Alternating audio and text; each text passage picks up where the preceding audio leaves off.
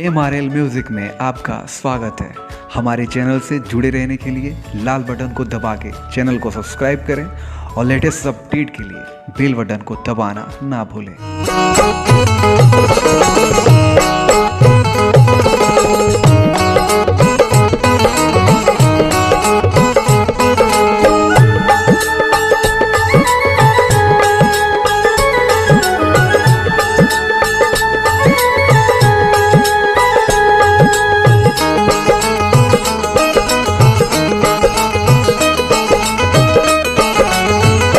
जागी जागी बोर हम बाबा मेहर के भइल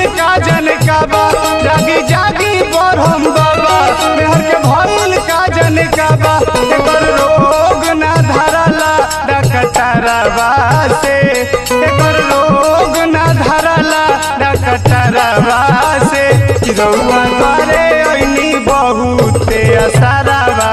से किरौआ द्वारे ऐनी बहुते असरवा से लोगों से सुना है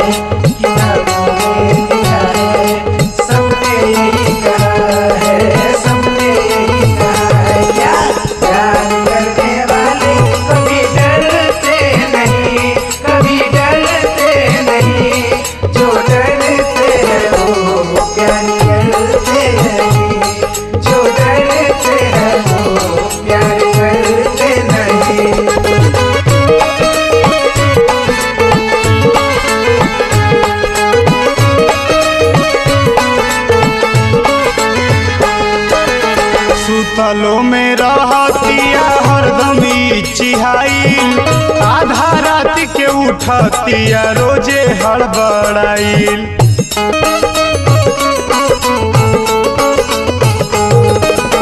सुतलो में रहतिया हरदम चिहाई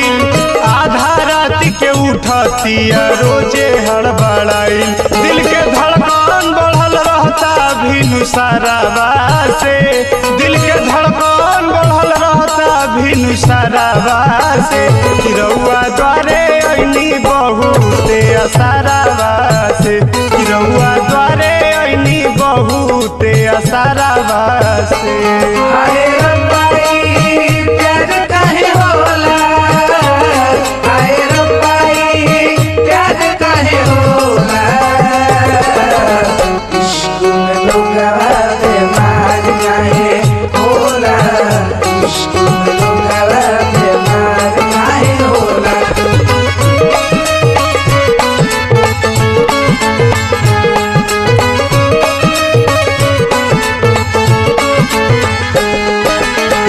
हसेले केहू के धरे ले अखबार में लागता कि लफड़ा करा दी बीच बाजार में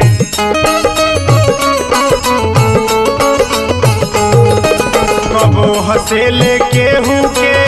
धरे ले अखबार में लागता कि लफड़ा करा दी बीच बाजार में कोनो डॉक्टर नहीं छोड़ो नि सहारा के कोनो डॉक्टर नहीं छोड़ो नि सहारा के रउआ द्वारे ऐनी बहुते असरवा से रउआ द्वारे ऐनी बहुते असरवा से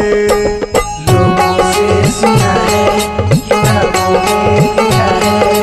सबने यही कहा है सबने यही कहा है क्या प्यार करने वाले कभी डरते नहीं कभी डरते नहीं जो डरते हैं वो प्यार करते नहीं जो डरते हैं वो प्यार करते नहीं।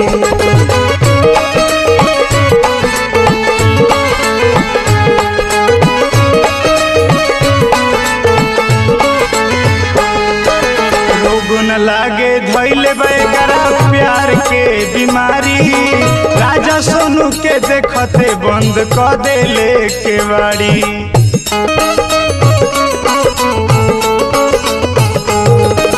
रोग न लागे धैले बेगरा लव के बीमारी